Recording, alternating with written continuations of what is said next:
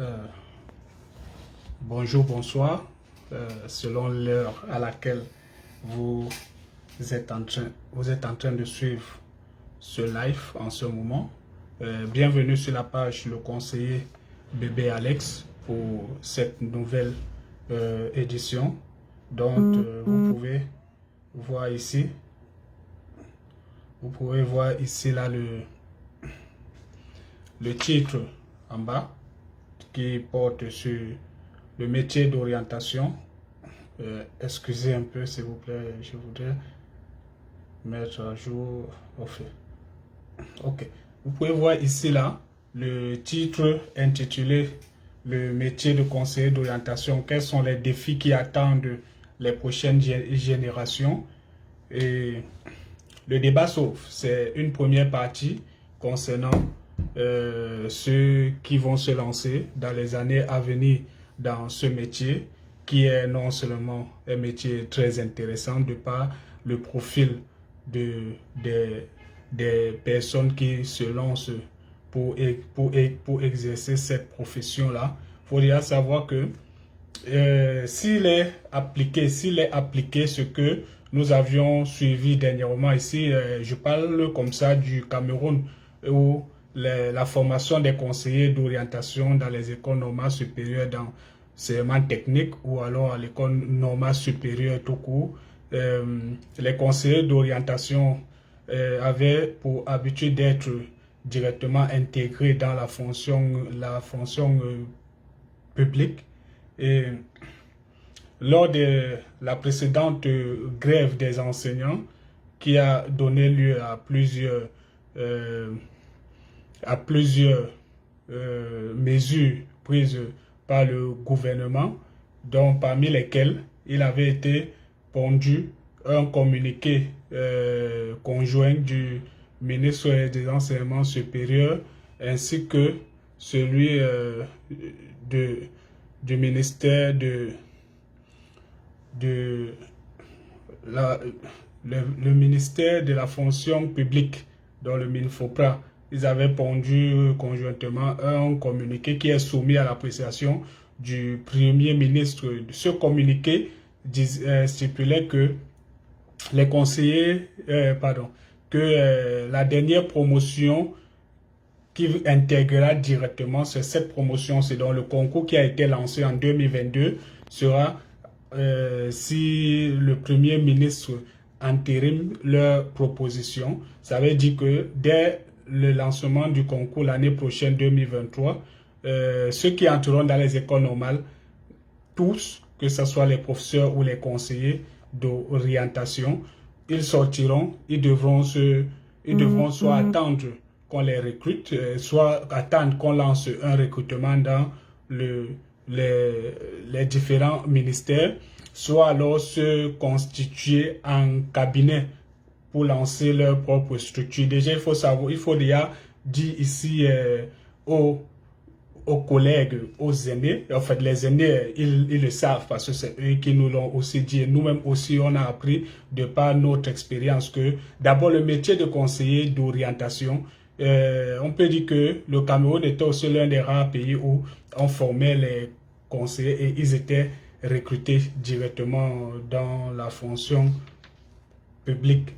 Ailleurs, les conseillers ou alors les écoles normales forment les enseignants et puis en fait forment des candidats et puis chacun se bat à aller trouver son emploi ou attendant qu'on lance des recrutements dans des structures et puis ils postulent. Les conseillers d'orientation ne sont pas exclus de cette vague-là. Ceux qui vont se lancer dans les années à venir, ils doivent bien savoir ce qui les attend dans ce métier. Ils ne doivent pas avoir peur parce que les conseillers d'orientation qu'on forme dans les écoles sont d'abord des professionnels. Donc, comme certains réussissent à leurs examens, à leur diplôme académique, ils vont faire des concours pour être formés sur le plan professionnel, qu'il s'agit qui sont des professionnels de l'orientation.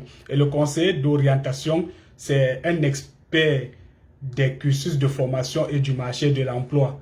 Et son rôle n'est pas seulement ce que nous voyons dans les établissements scolaires, parce que il a en son sein plusieurs activités, il a en ses compétences plusieurs activités qu'il peut exploiter et qu'il exploite même, bien que ça soit à courte échelle au niveau de l'école, et deux fois pour certains qui font des prestations dans d'autres structures à marge de leurs heures de travail ou de leurs services pour l'État. Donc il faut préciser ici que le conseiller, son rôle d'abord, dans un premier temps, est d'informer le public sur les postes à pouvoir et les moyens d'y accéder. Quand on dit les postes, c'est-à-dire, lui, il est là pour informer le public et même l'État sur les problématiques économiques qui se posent dans la société, mais aussi de galvaniser ceux-là qui soit cherchent des formations, soit qui n'en ont pas, soit qui en ont, de pouvoir se mouvoir pour pouvoir se lancer dans telle ou telle activité. Toutefois, il faut savoir que les conseillers dorénavant travailleront en cabinet ou alors ils pourront aussi être recrutés, hein, pour ceux qui ont des propensions à vouloir toujours être des employés dans des entreprises dont le conseiller a plusieurs bagages en son sein. Mais ici, c'est la première partie de cette vidéo qui pose juste le débat, qui pose non seulement le débat, mais interpelle aussi les aînés, les collègues, à pouvoir informer ou alors de rendre compte de ce que c'est qu'un conseiller, ce que ce dernier a en son sein. Il faut déjà préciser que les conseillers d'orientation qui entrent dans les écoles normales, c'est, je crois, l'une des seules filières dans les écoles normales où on entre uniquement avec la licence. C'est l'une des seules filières où il faut avoir une licence. Maintenant, on prend des licences ceux qui ont des licences en lettres, ceux qui ont des licences en sciences sociales, en sciences économiques dans une certaine mesure, et d'autres dans certaines sciences, quand le concours, l'arrêté du concours prédispose que certains autres diplômes peuvent y prendre part.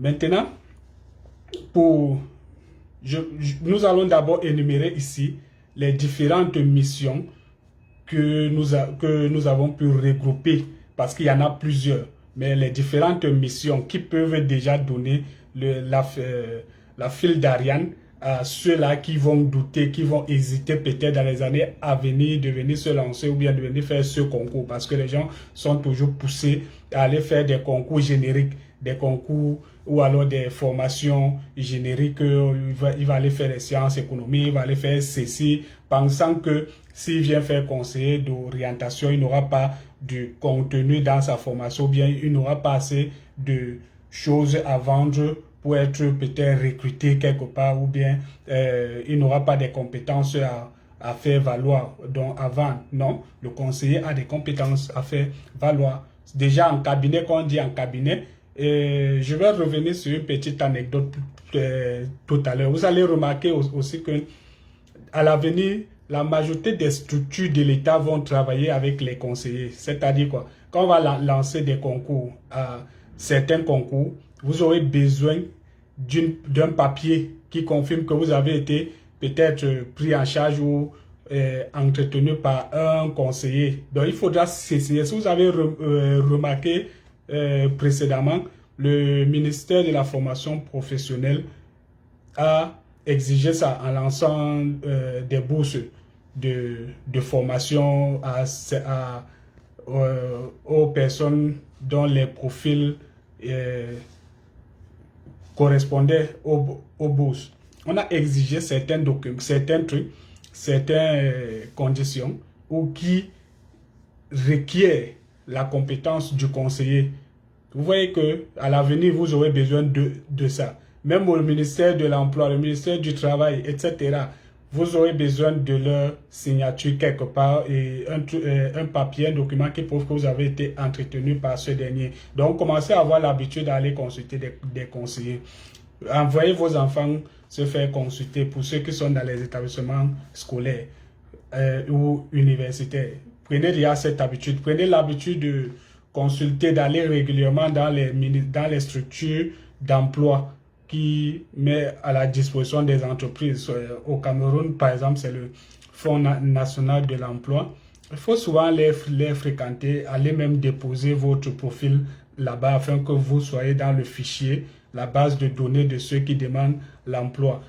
Postulez à des bourses de formation que le MINEFOP, le ministère de l'Emploi et de la Formation professionnelle, met à votre disposition. Fréquentez régulièrement les centres d'information et d'orientation professionnelle, en abrégé SIOP. Il y en a dans toutes les régions. Allez dans les chefs-lieux des régions, il y a ces centres-là et ils ont du matériel. Ils ont du matériel pour accompagner les jeunes, pour accompagner tout le monde, que ce soit en termes de formation, que ce soit en termes même de tests psychotechniques pour ceux qui en ont besoin, parce qu'il y en a qui ne sont pas sûrs, ils ont besoin d'aide du coaching, ils ont besoin de quelque chose qui leur dise que voilà où tes compétences intrinsèques t'orientent. Donc, tu peux aller faire ceci, tu peux aller faire cela, fréquenter ces structures-là.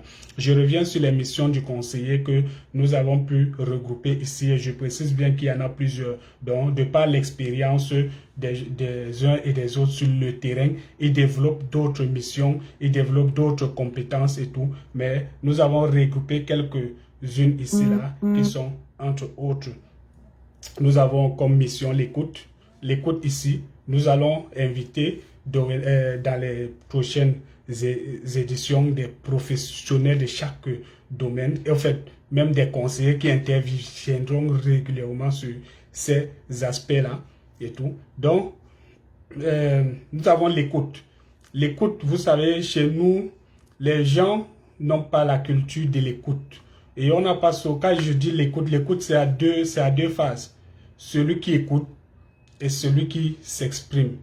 Nous n'avons pas souvent la culture là de partir vers un psychologue, vers un conseiller, vers un psychologue, parce que c'est beaucoup plus en Occident où c'est le psychologue chez qui on expose ce qui nous dérange et nous écoute et tout. Donc le conseiller a en son background, en ses compétences, l'écoute. L'écoute, c'est qu'il écoute celui qui requiert, celui qui demande son service. Donc, il y a cet aspect-là sur lequel nous reviendrons dans les prochaines éditions. L'écoute est très important parce qu'il y a beaucoup qui veulent être écoutés. Ils veulent s'exprimer. Il y a des choses qu'ils veulent dire, pas seulement dans le cadre d'un problème psychologique, mais aussi parfois parce qu'ils ont quelque chose à exposer, même en termes de projet, en termes d'initiative, en termes même de coaching. Ils ont besoin de s'exprimer pour qu'on leur dise que tu peux oser, tu peux faire et tout. Donc, après l'écoute, nous avons ce qu'on appelle l'insertion. L'insertion, c'est quoi? L'insertion, c'est cette problématique, c'est cette phase-là du conseiller qui s'occupe de s'assurer que celui qui reçoit une formation ou alors celui qui est en pleine transition va pouvoir s'insérer dans la société. Ou alors, l'insertion n'est pas seulement au niveau professionnel, mais l'insertion est aussi le fait d'intégrer un nouveau milieu, l'intégration dans un nouveau milieu. Le conseiller travaille sur ça.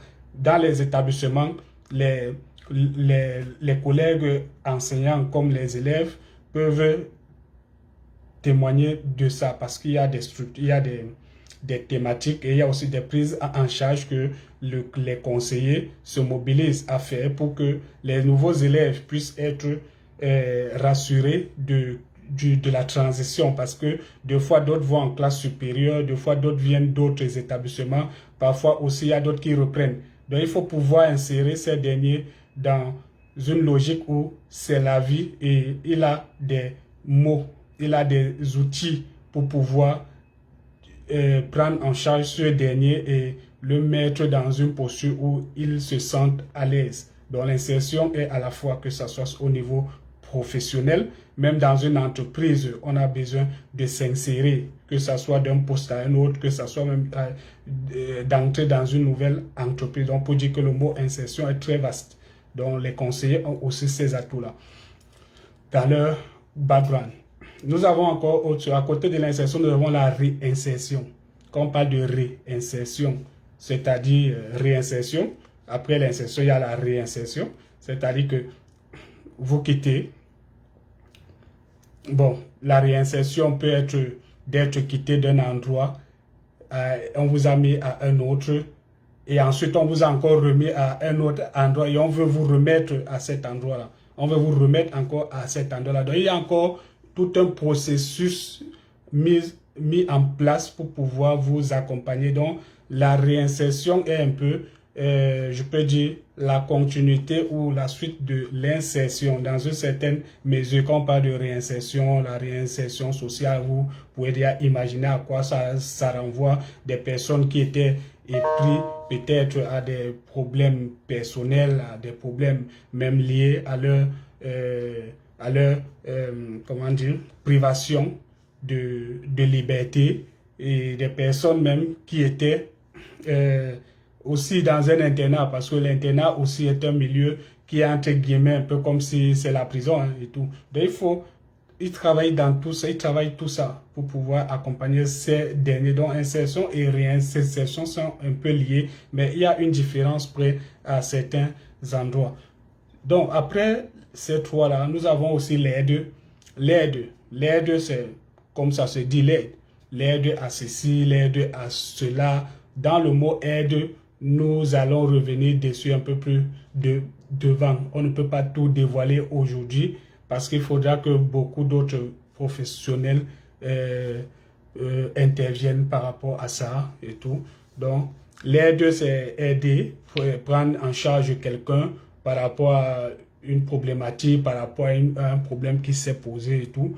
Et il faut l'accompagner. Il y a toute une technique, toute une méthodologie qui se met en place pour pouvoir aider cette personne. Maintenant, nous avons, après l'aide, le conseil.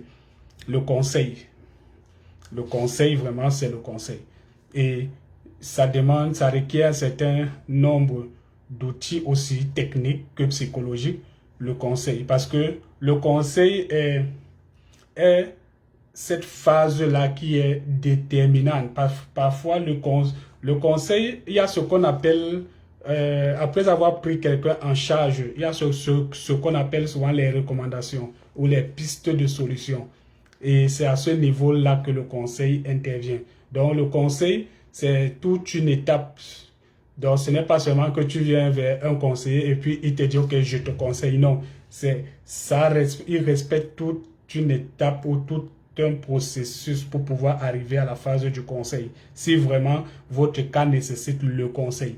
Le conseil, c'est son avis, c'est un avis qu'il peut vous donner, c'est une suggestion, c'est comment dire, des recommandations qu'il peut vous faire pour que vous puissiez vous prendre en charge, pour que vous puissiez être épanoui et tout. C'est un peu comme on voit des petits mots que certains influenceurs dans certaines pages donnent. Vous allez voir d'autres, ils sont des coachs et autres. Ils écrivent souvent des petits mots qui sont comme des conseils et autres. Mais tout ça, ce sont des mots qui ont des charges importantes, mais ce ne sont pas seulement des mots que vous allez lire sur les réseaux sociaux ou bien vous allez lire quelque part si on ne vous dit pas la profondeur du mot et tout, et dans quel contexte le mot a sa place. Parce que dire à une personne ou bien écrire sur une page telle expression et que les gens partagent n'a pas la même charge que quand quelqu'un te l'apprend et il te met dans un contexte du pourquoi on l'a formulé et du pourquoi tu dois respecter ou suivre ceci pour pouvoir être épanoui. Nous avons après le conseil, le suivi. Le suivi, c'est une autre phase où, après avoir pris quelqu'un en charge, lui donner des conseils et tout, vous mettez un processus de suivi. Processus de suivi, c'est quoi? C'est-à-dire, après l'avoir entretenu, vous pouvez lui dire, dans une semaine ou dans deux, il faut qu'on se revoie. Là, c'est pour apprécier comment la personne a pu surmonter la difficulté qu'elle avait et tout. C'est ça qu'on appelle le suivi. Le conseiller aussi doit suivre. Et il n'y a pas seulement cette prise en charge psychologique. Il y a même aussi, quand on parle du suivi, ce n'est pas seulement sur le plan psychologique. Même le suivi est dans les projets. Donc, un conseiller d'orientation a aussi des atouts de conception de projets. Donc, il peut mettre des projets en place, il peut faire des propositions et maintenant, il s'assure du suivi de l'implémentation du projet et tout. Donc, le conseiller a sa place. C'est pourquoi on dit conseiller d'orientation scolaire, universitaire et professionnelle.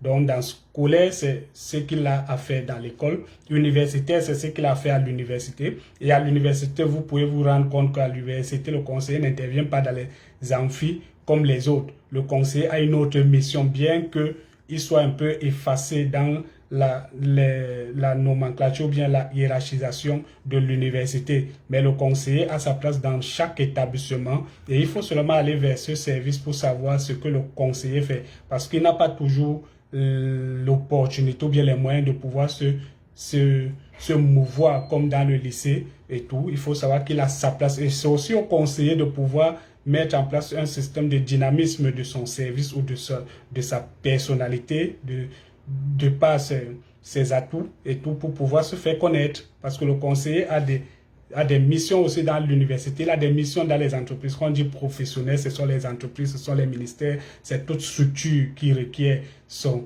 service. Donc, quand on finit avec le suivi, on a ce qu'on appelle l'entretien. L'entretien, comme son mot le dit, l'entretien.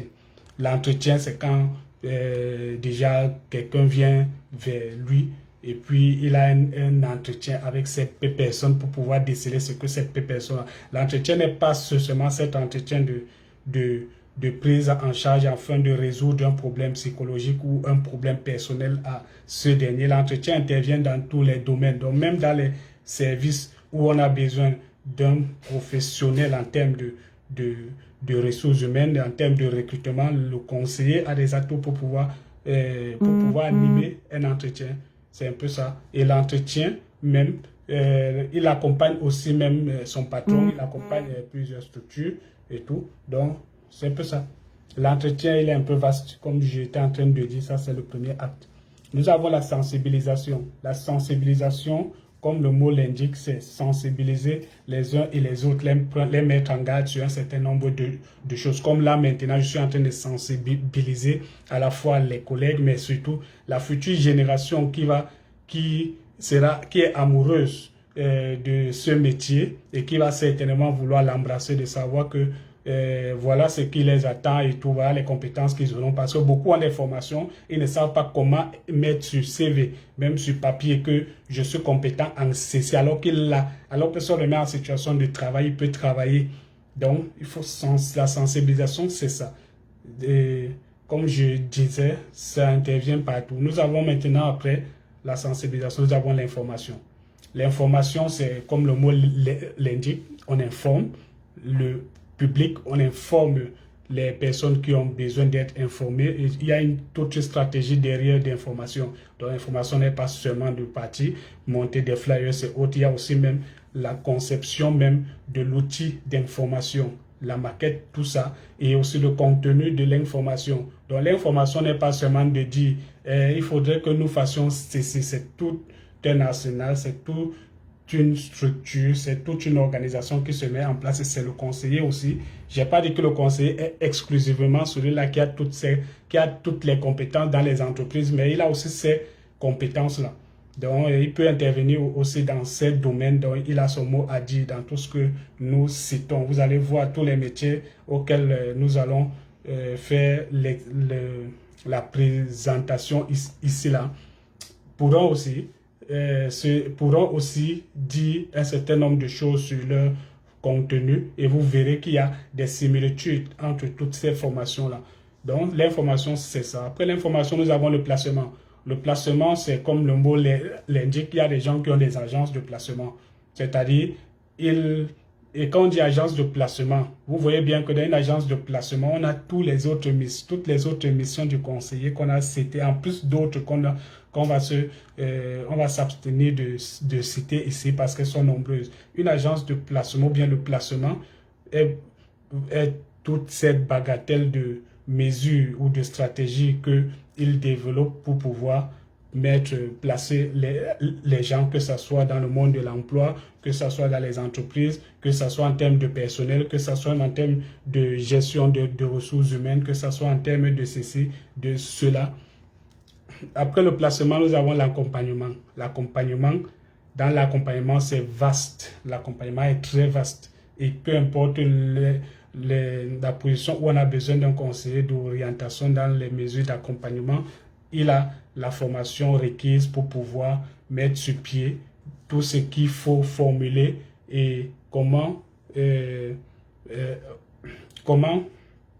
conduire une stratégie d'accompagnement, par exemple pour l'implémentation de quelque chose, ou bien pour quelqu'un qui a un projet, il l'accompagne dans ça. Et enfin, ici comme mission, nous avons l'orientation. L'orientation, c'est comme le mot l'indique, on l'a déjà expliqué sur cette page. L'orientation, c'est l'orientation. L'orientation, c'est donner le chemin à suivre quand on est en situation de demander un service ou de vouloir un service.